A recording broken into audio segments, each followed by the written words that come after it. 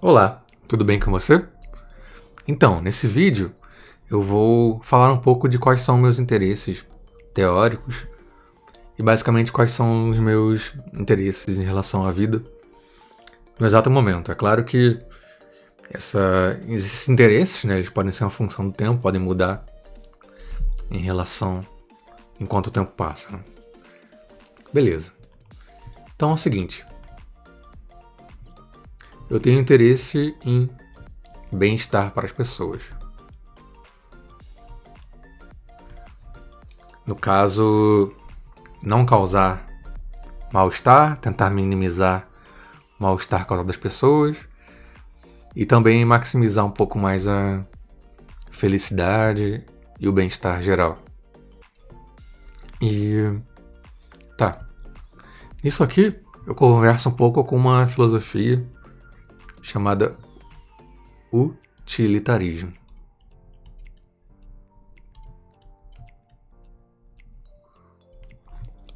Utilitarismo é uma filosofia em que eu já li um pouquinho a respeito. Eu não tenho conhecimento tão aprofundado assim. Mas ele, se lembro bem, começou com um filósofo e acho que jurista também. Acho que em inglês, chamado Jeremy Bentham. E com essa filosofia ele buscava maximizar o bem-estar para as pessoas. Então, apesar de eu procurar buscar o bem-estar, ou pelo menos não fazer causar mal às pessoas, eu não tenho agido tanto assim em buscar maximizar a felicidade, tal, criar coisas de entretenimento, esse tipo de coisa. Porém, eu tento minimizar o mal-estar que eu causo às pessoas. Claro que nem sempre eu consigo fazer isso, mas é uma coisa que eu tento. Eu não tenho interesse, a princípio, em causar mal-estar pra ninguém. No máximo, eu faço alguma coisa que vai me proteger e tal, que pode causar algum dano, ou mesmo assim, às vezes, durante a vida, a gente acaba causando algum mal-estar às pessoas. Mas eu não tenho um interesse teórico de fazer isso.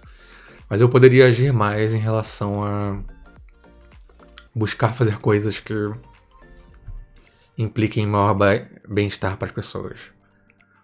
Ultimamente eu tenho feito um movimento em relação a isso, ainda bem recente na minha vida, mas eu ficava mais passivo em relação a esse tema. O que eu tenho feito em relação a isso hoje em dia, há pouco tempo, na verdade poucos dias, é que eu tenho um canal no YouTube que chama Taverna do Range e que eu tô colocando lá algumas coisas de entretenimento e tal. Mas ainda tem poucas visualizações, são apenas, eu acho que uns 40 e poucos inscritos, se lembro bem. Mas eu pretendo fazer mais coisas que levem entretenimento às pessoas, mais bem-estar, né? Porém, o utilitarismo, ele é pelo que eu entendi, ele é uma filosofia que tenta maximizar o bem-estar. Mas só que eu acho que maximização do bem-estar, às vezes pode se focar muito na maioria, né, e esquecer grupos minoritários. Então, atualmente eu considero também colocar uma cláusula, um princípio também de com que essa maximização de bem-estar não seja negativamente injusto para outras pessoas, tá? Não injusto. Mas por que eu falei não negativamente injusto? É que eu acho que se for injusto, a pessoa não merece, mas for algo bom, até tem uma validade. Mas se for algo que cause mal-estar ou algo que ela não merece negativo, aí eu já acho que é bom a gente dar uma segurada e impedir, tá? Então, o utilitarismo não injusto é algo que eu me interesso. Além do bem-estar, eu também tenho grandes interesses na parte do conhecimento.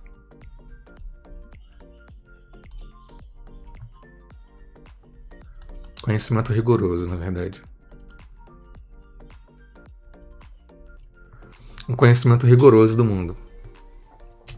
Essa parte aqui de conhecimento rigoroso do mundo, então eu acho importante as aplicações das lógicas,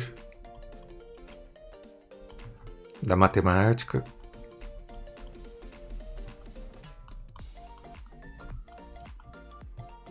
das ciências empíricas. Ciências empíricas e formais também, porque matemática é considerada por alguns uma ciência formal.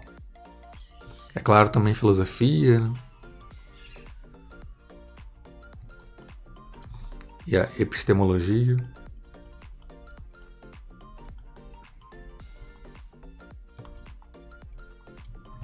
O que acontece aqui? Tá. Então, minha formação é basicamente uma formação matemática. Eu tenho bacharelado, tenho mestrado e tenho doutorado em matemática. Matemática pura, eu tenho uma certa experiência em escrever textos de matemática, eu devo ter uns 280 textos, mais ou menos. E na matemática a gente usa muita lógica, apesar que eu não tenho conhecimento tão profundo de lógica. Ou das lógicas, né? Eu estudei isso aqui basicamente a parte do ensino médio, do livro Fundamentos da Matemática Elementar e a lógica que a gente usa em matemática. Apesar que eu tenho projeto de estudar mais coisas sobre lógicas. Tenho interesse em ciências, eu estudei um pouco de astronomia no FRJ. Aí depois eu fui para matemática. Filosofia eu tenho interesse também. Tenho mais leituras, né? Esse ano eu já li vários livros de filosofia. Principalmente história da filosofia. Epistemologia é a parte da filosofia que versa sobre pensar sobre o que é conhecimento. Já comecei a ler alguns livros dela, mas tenho que fazer um estudo mais aprofundado. Mas o meu interesse, então, é que a gente tenha um conhecimento rigoroso e um conhecimento que não seja pautado apenas pelo racionalismo, mas também pelo empirismo, fazer as experiências, né? Porque a teoria, às vezes, pode colocar algo também que não condiz com... não seja coerente com nossos experimentos. Então, acho que os experimentos são importantes. Eu tenho também interesse num ponto 3 aqui, que conversa com esse 2, que é um conhecimento da realidade. Também esse tipo de conhecimento sempre foi algo que eu tinha interesse, mas não dei muitos passos em relação a isso. Ultimamente que eu tô voltando também. Então isso aqui é algo do tipo cosmologia. Saber por que nós existimos, se faz sentido essa pergunta. Conhecer a realidade. A cosmologia, tanto a física, né, ou da astronomia, quanto a filosófica também. Eu tenho esse interesse. Eu acho que é importante também a gente ter outros tipos de conhecimentos sobre o mundo, bem embasados. Eu tenho um certo interesse também hoje em dia em fazer coisas úteis para as pessoas. E um ponto 5 aqui é buscar melhorias. Melhorias tanto melhorar a mim mesmo, né, como o ambiente, como poder ajudar os outros a melhorar também. Agora eu queria comentar só mais uma coisa sobre esses pontos 1 e 2 aqui. Esses pontos 1 e 2, para mim, tem ainda um outro significado, porque eu tive uma certa influência do Bertrand Russell, alguém que já li alguns livros pequenos, e lembro de ter lido num livro dele que ele dizia que é importante o conhecimento andar de mãos dadas com o amor. Então, conhecimento e amor. O amor seria uma busca de bem-estar. E conhecimento pra gente saber, conhecimento bem embasado, no caso, né, mais rigoroso, pra gente saber o que tá fazendo. Então, porque às vezes o conhecimento sem amor pode gerar coisas ruins, né? Por exemplo, conhecimento, desenvolvimento de alguma arma, né? Por exemplo, levar a matar uma pessoa. Então, conhecimento sem amor, né? No caso, a aplicação dele. Mas às vezes o amor sem conhecimento também pode levar a maus resultados, porque Vou dar um exemplo aqui que eu acho que ele falou no livro dele, algo similar a isso. Agora não lembro exatamente bem o que foi, mas foi algo tipo, acho que foi na gripe espanhola. Eu agora não lembro se é a gripe espanhola ou fiquei em dúvida se era um tempo mais atrás na peste negra.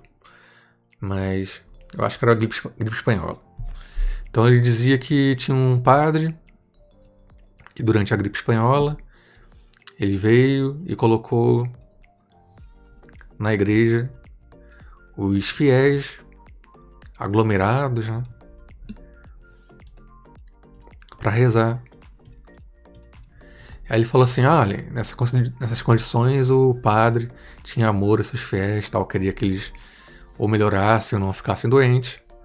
Porém, segundo essa história, se eu me lembro bem, as pessoas ali acabaram contraindo, né, a gripe espanhola. E eu não sei se todos ou grande parte acabou morrendo. É porque a proximidade, nesse caso, era algo que não devia ser feito. Então o padre ele precisava ter um conhecimento para fazer com que as pessoas tivessem um bem-estar. E a ausência desse conhecimento poderia ser perigosa.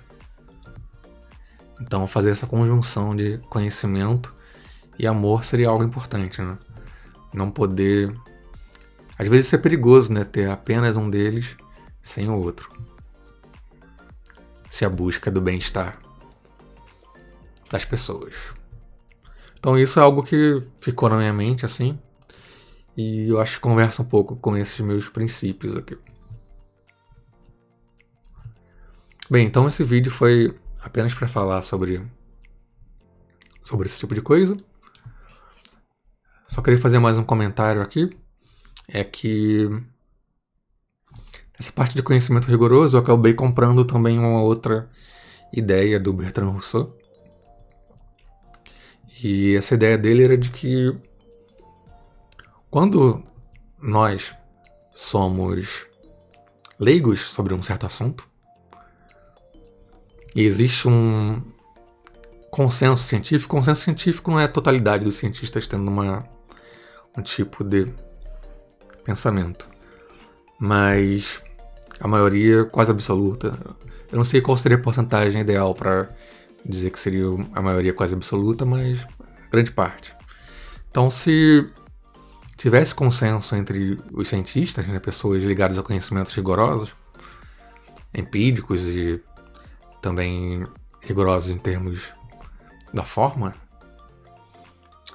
é mais provável que a gente acerte quando a gente, como leigo, considera esse princípio de adotar a posição dos especialistas. Aí se eu lembro bem, o Bertrand Russell fala também, se você tem na verdade não tem um consenso entre as pessoas, entre os cientistas, nesse caso pode ser bom você também manter a neutralidade. A não ser que a própria pessoa seja uma especialista do tema, ou tenha se aprofundado muito no estudo, né?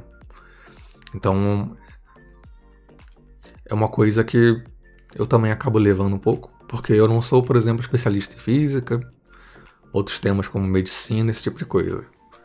Mas, nesses casos, eu tento sempre tentar saber daquilo que é o estado da arte, digamos assim, o consenso nesses temas. E adotá-los como uma maior chance, né, de estar correto sobre algo e dar certo. Acho que é importante também a gente se basear também em nossas atitudes do dia a dia em coisas empíricas, né? Às vezes um grupo de pessoas, cientistas, diz algo, mas o nosso empirismo às vezes pode ser, por exemplo, em relação a coisas de saúde, né? O que comer, por exemplo.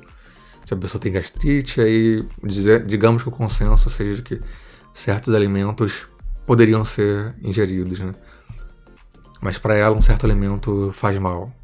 Então eu acho que é bom também a gente ter uma base empírica, mesmo se focar mais na base empírica do que no consenso, se a gente testa e ver o que tá dando certo e o que tá dando errado. Mas, em geral, considerar o ponto de vista do consenso, né, como algo mais provável, a não ser que você seja um especialista do tema ou tenha se aprofundado muito sobre o tema. Então é só isso que eu queria compartilhar com você. Espero que tenha gostado. Até a próxima. Grande abraço.